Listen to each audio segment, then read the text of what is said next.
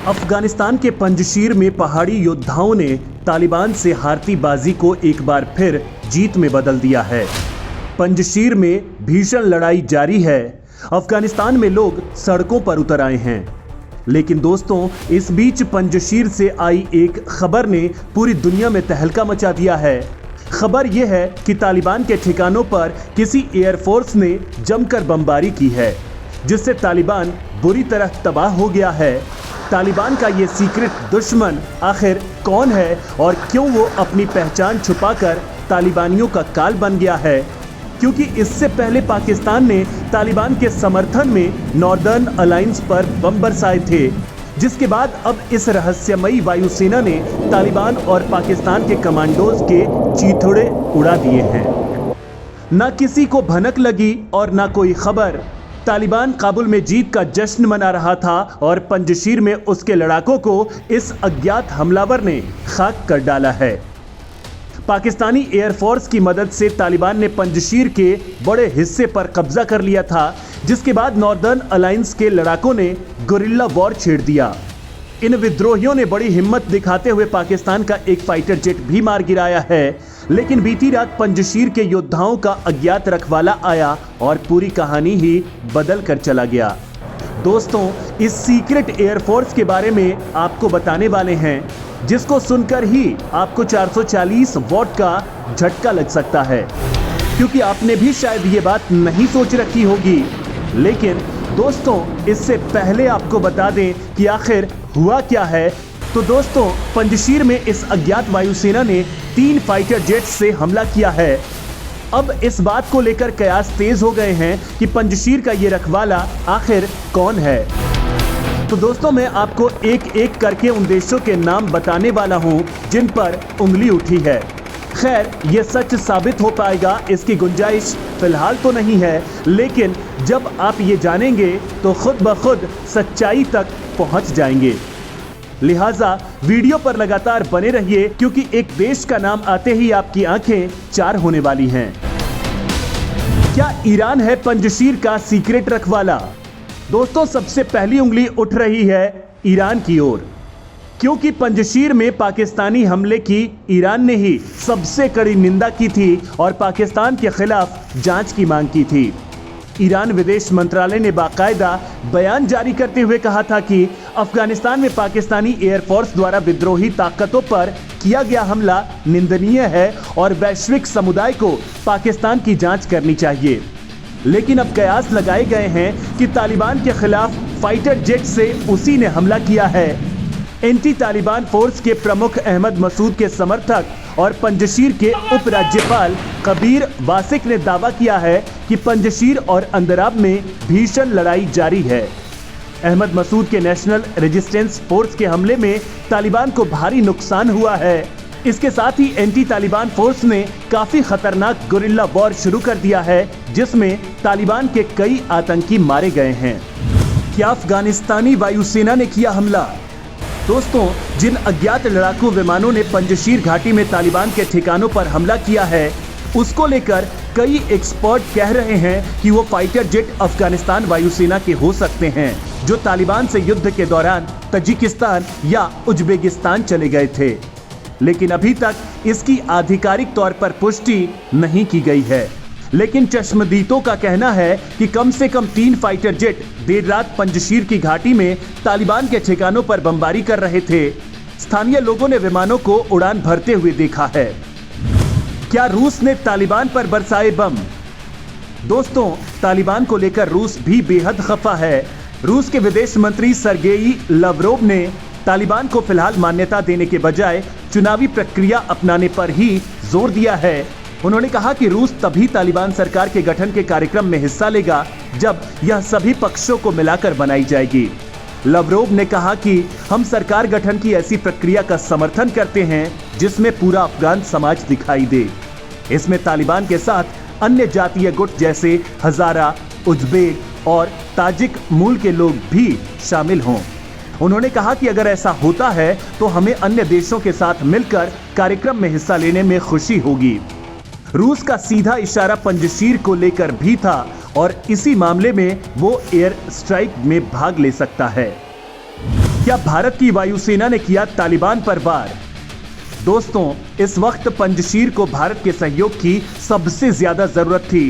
भारत हमेशा से ही पंजशीर का सपोर्ट करता रहा है और इस एयर स्ट्राइक में भी भारत का सीक्रेट सहयोग बताया जा रहा है।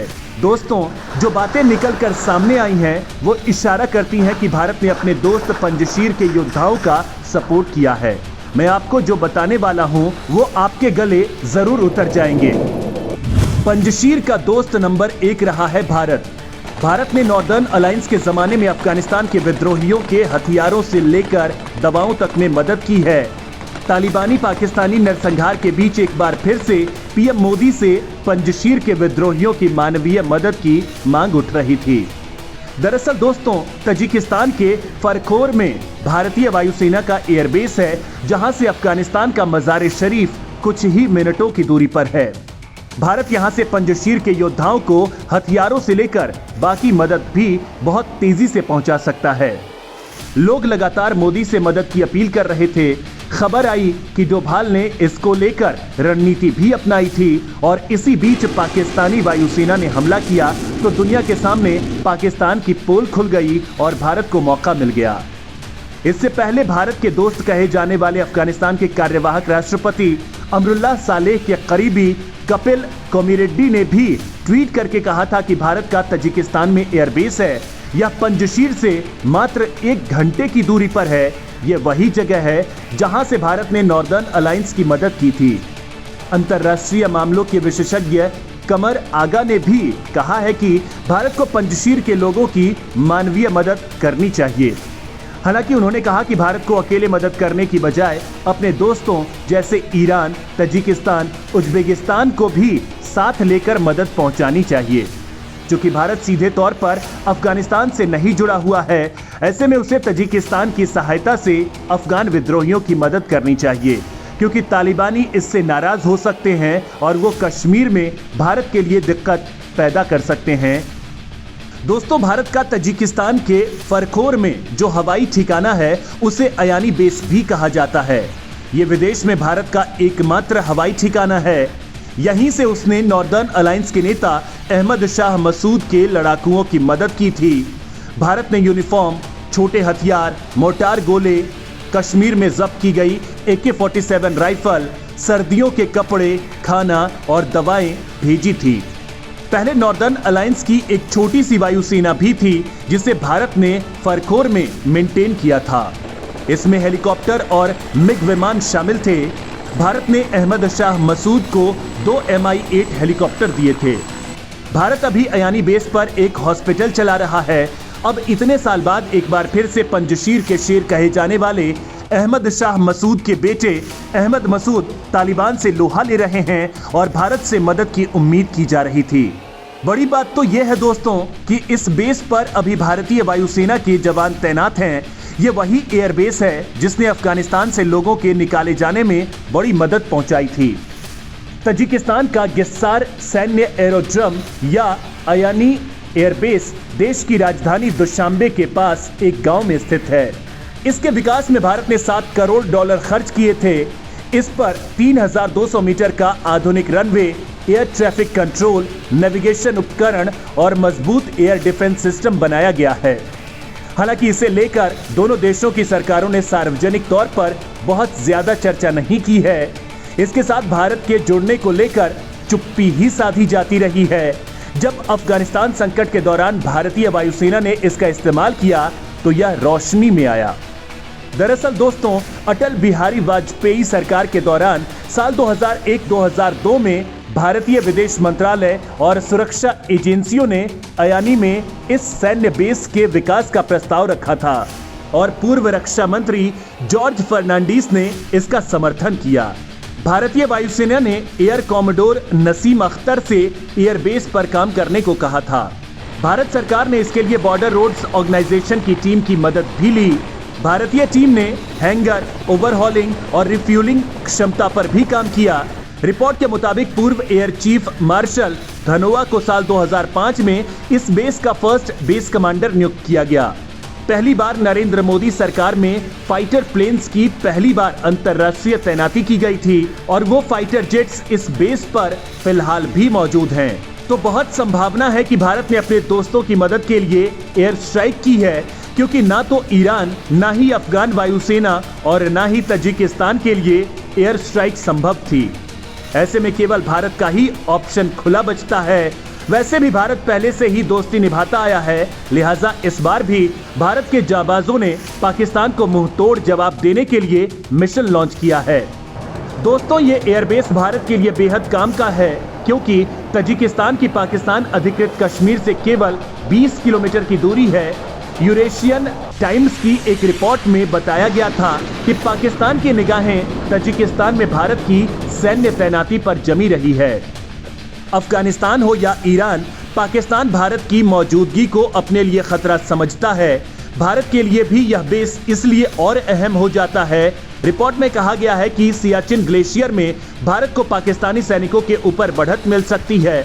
रिपोर्ट में कहा गया है कि भारतीय वायुसेना के फाइटर तजिकिस्तान से पेशावर को निशाना बना सकते हैं, जिससे पाकिस्तान के संसाधन खतरे में आ जाएंगे।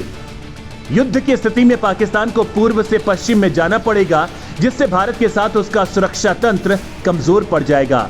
वहीं दोस्तों, इस वक्त भारतीय सेना कजाकिस्तान में भी सैन्य अभ्यास कर रही है। इस ट्रेनिंग नोड के तहत दोनों देश संयुक्त रूप से आतंकवाद और अन्य दुश्मनों से निपटने के तौर तरीके सीख रहे हैं। इसी एक्सरसाइज के तहत दोनों सेनाओं ने आतंकवादी ठिकानों पर छापामारी करने और दहशतगर्दों को मार गिराने की ट्रेनिंग की जा रही है। यह एक्सरसाइज 10 सितंबर तक चलेगी, जो 1 तारीख से शुरू हुई थी। ये सैन्य अभ्यास भारत कजाकिस्तान की सेना के वार्षिक द्विपक्षीय संयुक्त अभ्यास का 5वां संस्करण है, यानी भारत इस पूरे इलाके में फिलहाल छाया हुआ है। पीएम मोदी ने रूस के राष्ट्रपति पुतिन से फोन पर लंबी चौड़ी बातचीत की थी, जिसके बाद अफगानिस्तान में फिजा बदलने लगी थी। इस बातचीत के बाद ही तजिकिस्तान ने भी तालिबान को मान्यता देने से साफ मना कर दिया। तो भारत के विदेश मंत्री की ईरान यात्रा के बाद तो ईरान न केवल पाकिस्तान पर ही बरस पड़ा, बल्कि उसने तालिबान को भी मान्यता देने से साफ इनकार कर दिया है। यानी कहीं ना कहीं भारत ने ही पंजशीर में एयर स्ट्राइक की है, जो भारत के दोस्तों के लिए बेहद जरूरी थी।